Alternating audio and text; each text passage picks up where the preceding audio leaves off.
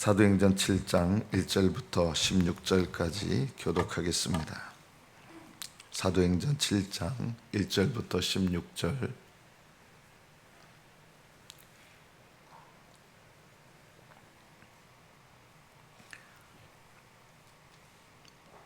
(1절부터) 교독합니다. 대제사장이 이르되 이것이 사실이냐?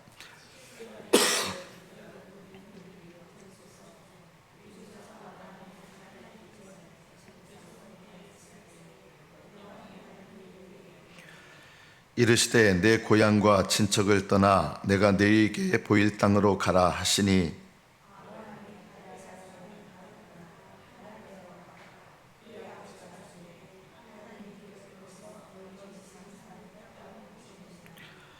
그러나 여기서 발 붙일 만한 땅도 유업으로 주지 아니하시고 다만 이 땅을 아직 자식도 없는 그와 그의 후손에게 소유로 주신다고 약속하셨으며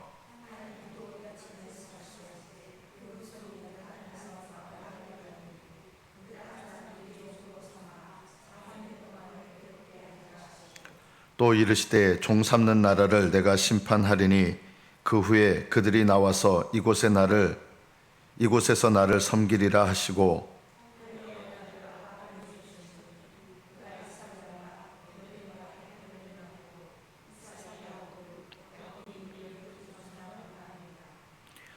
여러 조상이 요셉을 시기하여 애굽에 팔았더니 하나님이 그와 함께 계셔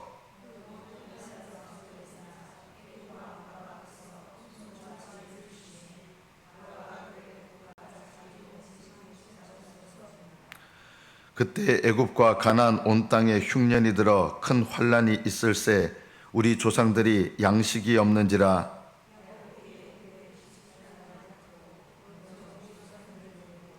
또 재차 보내매 요셉이 자기 형제들에게 알려지게 되고 또 요셉의 친족이 바로에게 드러나게 되니라.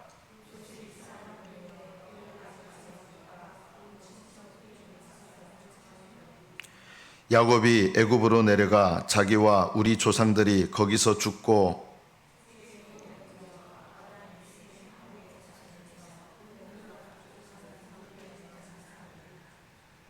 여기까지 받들어 읽겠습니다. 스데반 집사의 설교라고 하기에는 좀 그런데 설교죠. 말씀을 선포하는 것인데 굉장히 긴 내용이 나옵니다. 이 스데반 집사가 설교를 하는데 아브람 때부터의 이야기를 지금 계속 이제 시작하는 거예요. 왜 이렇게 아브람 때부터 이야기를 하느냐?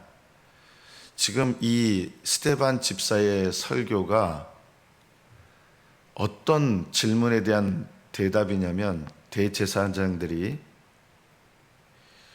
네가 하나님의 성전을 우습게 여기고 하나님의 법인 율법을 폐하리라고 하는 이런 것에 대해서 네가 해명해봐라 하는 것에 대한 대답이에요.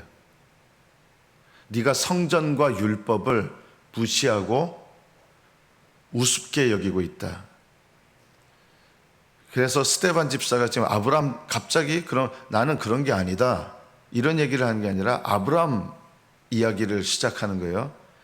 이 내용의 전체 내용의 흐름이 뭐냐면 하나님께서 아브람 조상에게 주신 약속이 예수님을 통해서 이루어지고 내가 성전과 율법을 무시하는 것이 아니라 예수님을 통해서 하나님의 진정한 성전과 진정한 율법이 성취되었다. 그래서 아브라함 조상에게 약속하셨던 이 약속이 예수 그리스도를 통해서 우리에게 성취된 것이고 내가 성전과 율법을 거스르는 것이 아니라 성전과 율법을 온전히 이루신 하나님의 약속을 받았고 그 약속의 말씀에 따라서 예수 그리스도를 증거하는 것이다. 그리고 맨 마지막에 이 내용을 하는 거예요. 오히려 너희야말로 조상적부터 하나님을 거스렸던 사람들처럼 오히려 너희들이야말로 성전과 율법을 거스리는 자들이다. 이 얘기를 하고 있는 거예요. 그러니까 처음에는 무슨 얘기를 하는지 모르다가 맨 마지막까지 얘기를 들은 다음에 결국은 이 얘기를 듣는 사람들이 자기들이 성전과 율법을 거스리고 조상에게 주신 약속을 무시하는 자들이라고 하는 것이 스데반 집사의 결론이었던 거예요. 너희 조상들, 거스렸던 조상들처럼 너희들도 지금 하나님의 아들을 대적하고 거스리고 있다. 이 얘기를 들으면서 분노해서 스데반 집사를 돌로 쳐 죽이게 되는 것입니다. 오늘은 이 스데반 집사의 말씀 가운데서 첫 부분에 해당하는 이 아브라함에게 주신 약속, 이 약속을 중심으로 해서 오늘 본문 속에서 우리가 적용해야 될 부분들을 살펴보도록 하겠습니다. 하나님께서 우르라고 하는 갈대아 땅에 아브라함이 그리고 가족들이 살고 있을 때 아브라함에게 고향과 친척을 떠나 내가 너에게 보일 땅으로 가라 하고 명령하셨습니다. 약속을 주시는데 하나님께서 주시는 약속은 저절로 이루어지는 게 아니라 하나님의 약속을 이루실 명령도 있습니다. 아브라함에게 모든 믿는 민족의 조상이 되리라고 하는 약속을 주셨습니다. 자, 그러면 그 약속은 하나님이 약속하셨기 때문에 저절로 이루어지느냐? 아닙니다. 그 약속을 주시고 하나님께서 반드시 하시는 게 있는데 그 약속이 저절로 이루어지는 게 아니라 믿음과 순종을 통해서 이루어지는 거기 때문에 아브라함에게 약속을 주신 다음에 명령을 주십니다. 그게 뭡니까? 약속은 뭐예요? 복을 약속하셨어요. 너와 너의 후손에게 복을 주리라. 그런데 그 약속의 말씀을 어떻게 이루십니까? 내가 너에게 지시할 땅으로 가라. 이게 명령이에요. 우리가 이 말씀 안에서 우리에게도 동일합니다. 예수 그리스도를 믿음으로 말미암는 영원한 축복이 아브라함에게 주신 복의 성취입니다. 믿음의 사람들에게 또 믿을 사람들에게 하나님께서 구원의 약속을 주십니다. 이 약속을 주실 때 이 약속을 받아들이는 걸로 끝나느냐? 아닙니다. 하나님께서 이 구원의 약속을 베푸시는 자들에게 반드시 주시는 것이 있어요. 그게 뭐예요?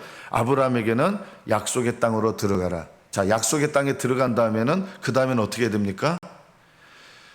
약속의 땅에 들어갔으면 땅을 주셔야 될 거 아니에요. 한 평도 안 주셨어요.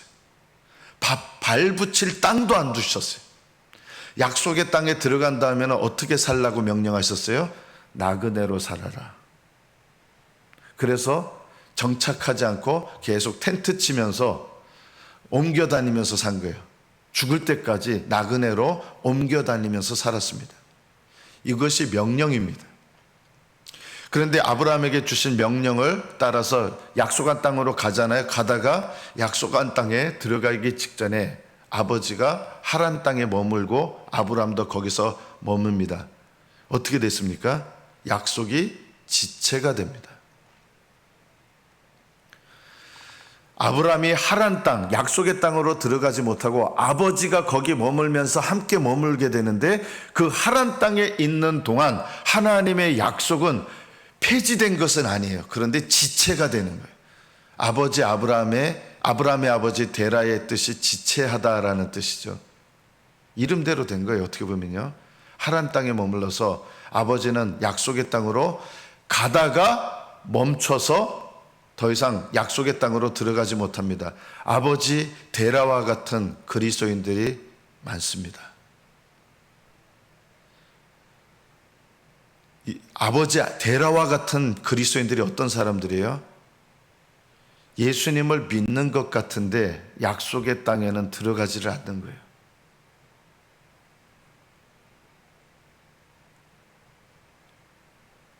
멈춰버리는 거예요. 계속 순종해서 가야 되는데. 아브라함은 약속이 폐지된 것은 아니에요. 데라는 약속 안에 못 들어갔습니다. 아브라함의 아버지 데라는 약속의 땅에 못 들어오고 그 바로 건너편 땅에서 죽습니다. 이 데라는 예수님을 믿은 것 같은데 천국에 들어가지 못하는 수많은 그리스도인들을 상징합니다. 아브라함은 하나님의 약속에 머무는 사람이었어요. 아버지 데라와 하란 땅에 있는 동안에는 똑같은 거예요. 그러나 아버지가 죽은 다음에 그 하란 땅에서 너희 아비 집을 떠나라, 너희 가족 친척뿐만 아니라 아비 집을 떠나라고 명령하십니다. 그래서 하란 땅을 떠나서 약속의 땅으로 들어옵니다. 이것이 아브라함이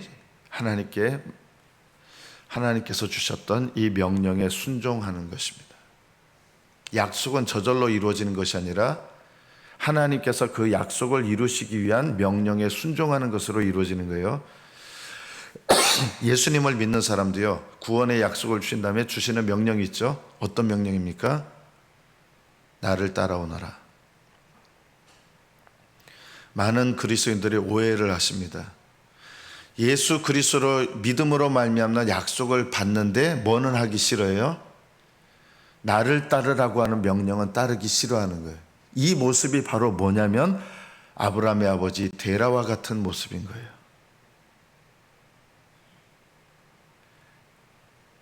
예수님을 영접해서 구원의 약속을 받아들이는데 나를 따르라고 하는 명령은 따르지 않는 거예요. 여전히 하란 땅, 세상에 머물러 있는 거예요. 겉으로 보면 상당히 따르는 것 같은데 우루 땅에서 이 하란 땅에 왔어요. 뭔가 변화는 있었어요. 가까워졌어요. 그런데 공통점이 뭐예요? 우루 땅과 하란 땅에 공통점이 있어요. 세상 땅이에요. 약속의 땅은 아니에요. 여러분, 이게 뭘 말하는지 아십니까? 교회 다니시면서 뭔가 바뀌는 것 같아요. 상당히 바뀌는 것 같은데 종교적으로는 바뀌어요. 예배드리고 뭐 헌금 생활도 하고 봉사도 하고 뭔가 바뀌는 것 같은데 뭐가 안 바뀌느냐? 예수님을 따르는 신앙생활은 없는 거예요. 약속의 땅에 들어오는 거. 여러분, 예수님을 따르는 신앙생활로 들어가려면 반드시 뭐가 필요합니까? 날마다 자기를 부인하고 자기 십자가를 지고 나를 따를 것이니라. 아브라함의 아버지 데라는 우르에서 하란 땅까지 걸어와서 상당히 걸어온 것 같아요. 이게 종교입니다. 종교. 그러나 자기를 부인하고 자기 십자가를 지고 예수님을 따르는 것은 없는 거예요. 이런 그리스도인은 데라와 같이 되는 것입니다. 약속의 땅에 들어오지 못하고 멸망하는 것입니다. 자, 아브라함이 약속의 땅에 들어왔습니다. 그걸로 끝입니까? 그 다음부터는요, 나그네로 살아야 됐어요. 죽을 때까지. 이것은 무엇을 말합니까? 예수님을 믿고 순종하는데 예수님을 믿는 사람은 성령님을 받습니다. 그래서 예수님을 따른다는 게 뭡니까? 성령님을 따라 살아가는 거예요. 그게 뭘까요? 거룩함을 추구하며 사는 것입니다. 성령님을 따른다는 말은 한마디로 말하면 날마다 거룩함을 추구하는 겁니다. 죄를 회개하고 나서는 주님의 말씀에 순종하는 것. 이게 거룩함이에요. 거룩함은 날마다 죄를 회개하고 순종하는 가운데서 하나님의 성령으로 충만한 삶을 갖는 것, 예수 그리스도로 충만해지는 것, 이것이 거룩함입니다. 그래서 예수님을 영접했다고 끝나는 것이 아니라 아브라함이 가나안 땅에 들어온 다음부터는 내 맘대로 집 짓고 사는 게 아니라 그 다음에는 나그네로 하나님 이끄시는 대로 살았던 것처럼 예수님을 영접한 다음에는, 거듭난 다음에는 뭘 해야 되느냐?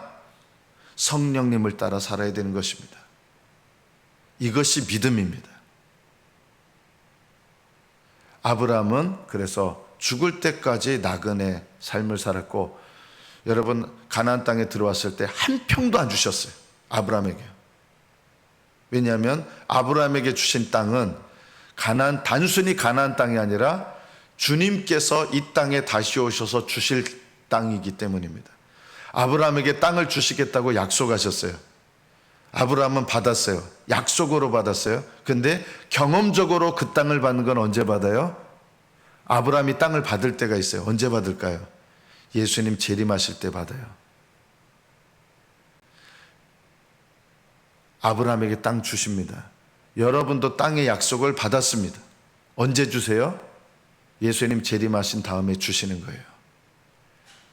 그 땅을 사모하십니까? 그러면 여러분도 아브라함처럼 이 땅에서 어떤 삶을 살아야 되느냐? 나그네 삶을 살아야 되는 거예요. 이 땅에 발붙일 땅도 주지 않으셨다는 게 뭐예요? 이 땅에 살지만 우리는 하늘나라 백성이기 때문에 이 땅에 발붙일 땅을 아브라함에게 주시지 않은 것처럼 우리도 이 땅에서 발붙이고 살지 말라는 거예요. 하늘나라 백성으로서 세상 죄악 가운데 살고 세상 욕심 가운데 살고 그렇게 살지 말라는 거예요. 세상을 조차 살지 말라는 거예요. 이것이 바로 아브라함을 따르는 믿음의 후손이 되는 영적인 비결입니다.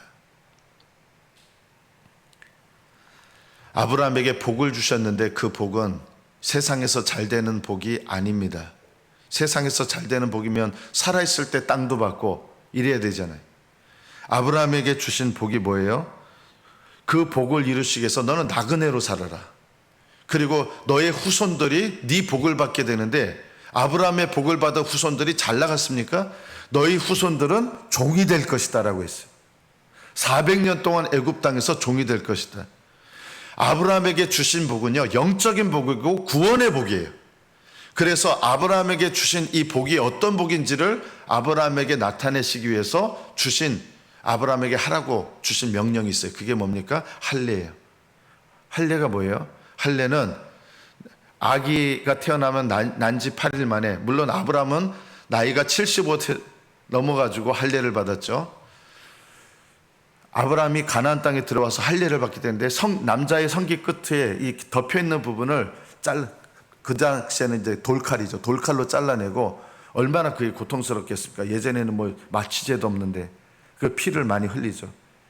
그 성기 끝에 그 덮여 있는 부분을 잘라내는 게 할례예요.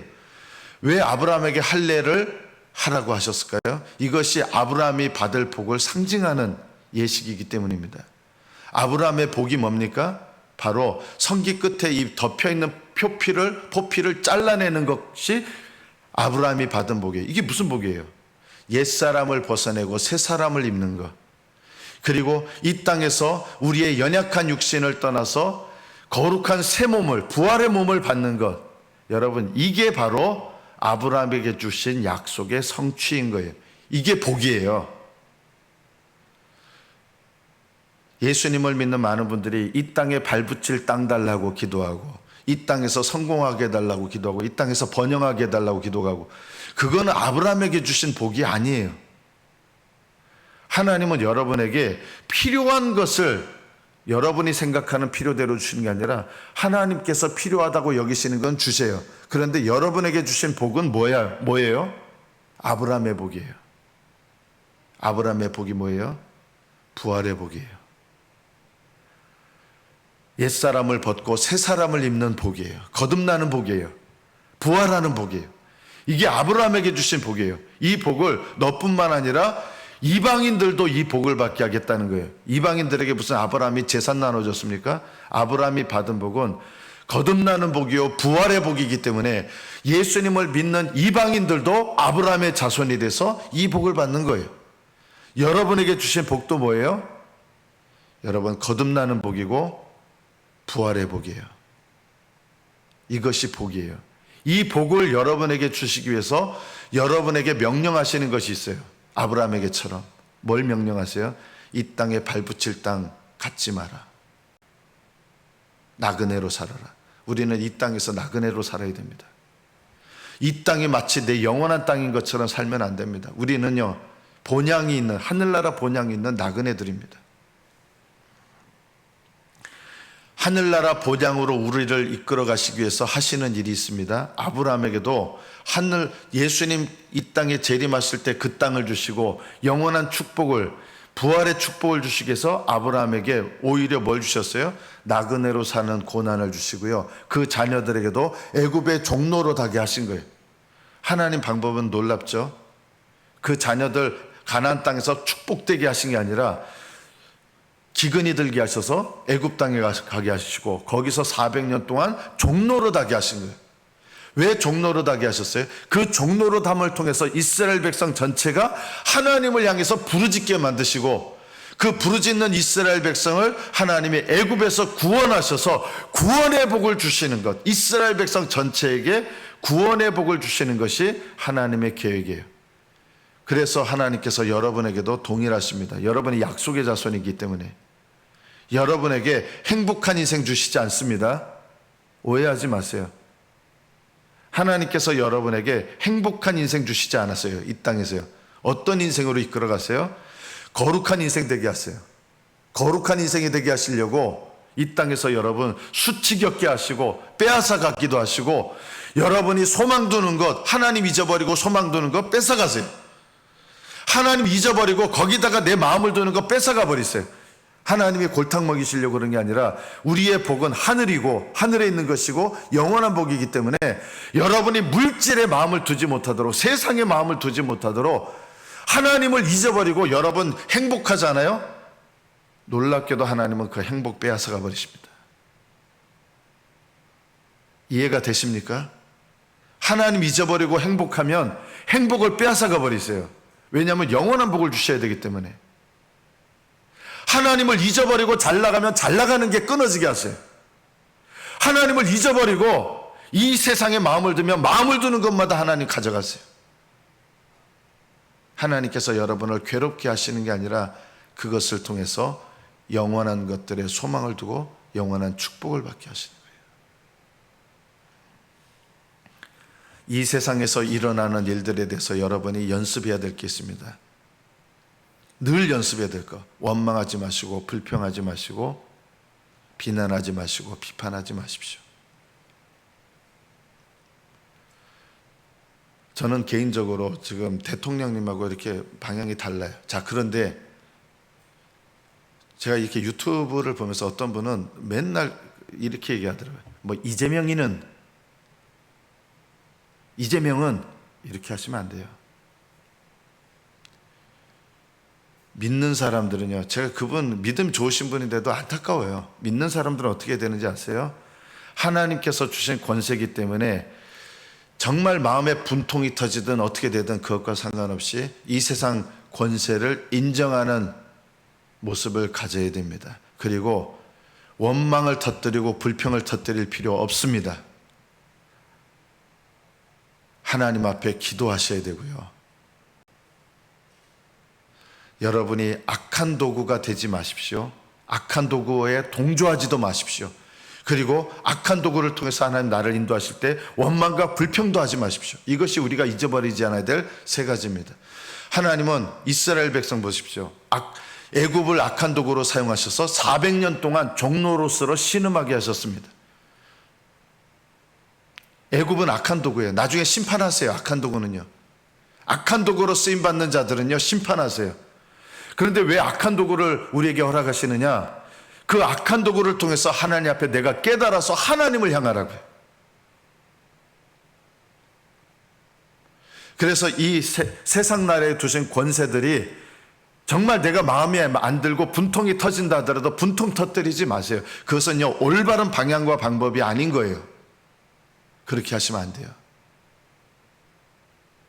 악한 도구로 내가 영향을 받을 때 하나님의 뜻이 뭔가 더욱더 하나님을 향하게 하시고요. 그러나 악한 도구에 휩쓸리지는 말아야 돼요. 세상 나라 정치인들 때문에 여러분 분통 터뜨리고 원망하고 불평을 터뜨리고 그렇게 하지 마시고요. 더욱더 하나님께 기도하시고 더욱더 하나님의 선하신 뜻을 구하셔야 되는 거예요. 악한 도구가 되지 마십시오. 또한 여러분이 다른 사람에게. 그리고 여러분 결코 하지 마셔야 될 일, 악한 도구들에 동조하지 마십시오. 악한 도구에 동조하면 함께 심판으로 들어갑니다. 이것도 미련한 것입니다. 악한 도구에 동조하지 마십시오. 하나님께서 형들이 악한 도구가 돼서 애굽에 자기를 팔았어요. 얼마나 마음이 고통스러웠겠습니까? 그러나 요셉에게 하나님께서 훈련하신 것은 형들을 원망하고 저주하고 그 형들에게 복수하는 것이 아니었습니다. 악한 도구인 형들을 통해서 애굽에 팔려가게 하셔서 애굽의 총리 대신이 되게 하신 거예요.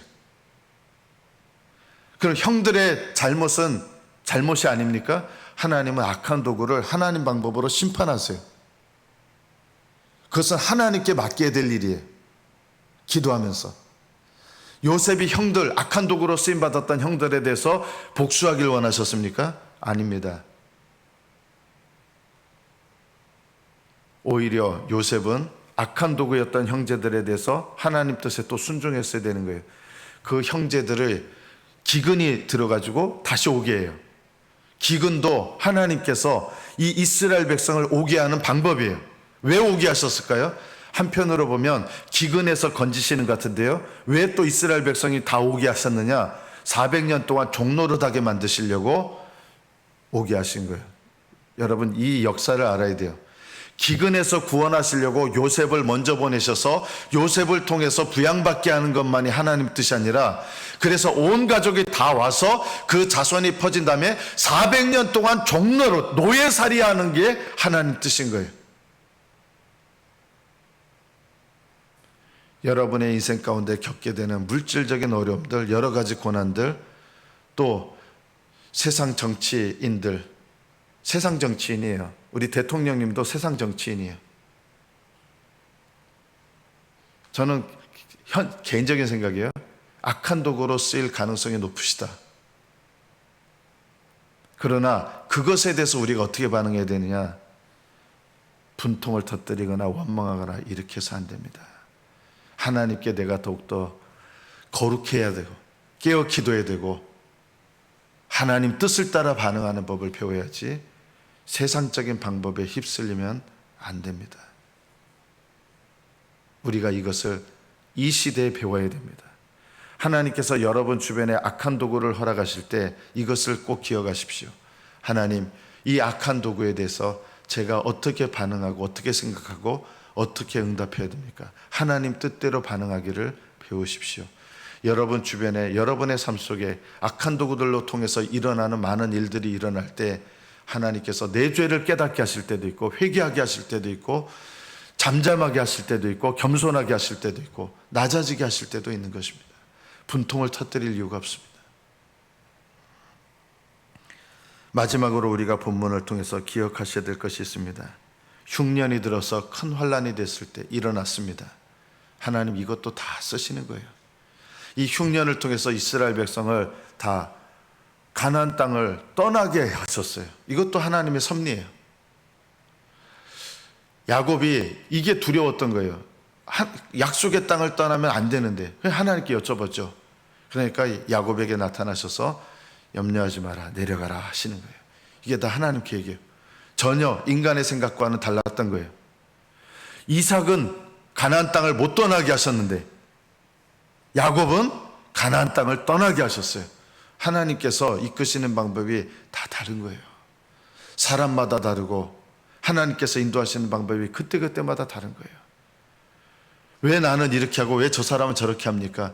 여러분, 그렇게 하실 이유가 없습니다. 이 시대는 어쩌면 고난이 올 수 있습니다. 앞으로요. 우리나라가요. 울산 땅 고난이 올 수 있습니다. 대통령님이 무슨 15% 관세한다는데 15% 아니잖아요. 25%예요. 우리 울산 땅은 지금 자동차 산업이 제일 큰 산업인데 25% 관세고요. 안 바뀌어요. 바꿔놨다 그랬는데 사실 그거 거짓말이에요. 안 바뀌었어요. 일본한테 밀릴 거예요. 당분간요. 그럼 우리나라에서 제일 직격탄을 받는 도시가 어디입니까? 울산 땅입니다. 그럼 울산 땅에 예를 들어서 대통령 집 때문에 우리 울산 땅이 지금 이렇게 고난을 겪는다. 그렇게 원망도 하지 마십시오. 우리의 삶 속에서 일어나는 모든 기근, 모든 어려움들은 하나님께서 다른 사람의 어떤 일로 일어났다 할지라도 그 일들을 허락하신 하나님 뜻은 우리가 이 환경 속에서 우리 자신을 돌아봐서 더욱더 하나님을 향하게 하시고 하나님을 의지하게 하시고 하나님 앞에 기도하게 하시고 거룩함으로 나가게 하시고 이것이 하나님 뜻이에요. 어떤 상황과 환경 속에서도 원망과 불평과 분노와 비판과 판단으로 반응하지 마시고 하나님의 성령님의 인도하심을 따라 더욱더 기도하시고 거룩한 길로 나아가시고 하나님께 순종하는 길로 응답하시기를 축복합니다. 내 모든 겪는 삶 속에서 하나님을 바라보고 의지하면서 아브라함처럼 이 땅에서는 내가 나그네라는 것을 늘 기억하게 하시고 나그네로 살면서 항상 하나님이 인도하신 대로 순종하고 하나님께 감사했던 아브라함처럼 하나님 앞에 믿음으로 응답하시는 저와 여러분 되시기를 축복합니다. 기도하겠습니다.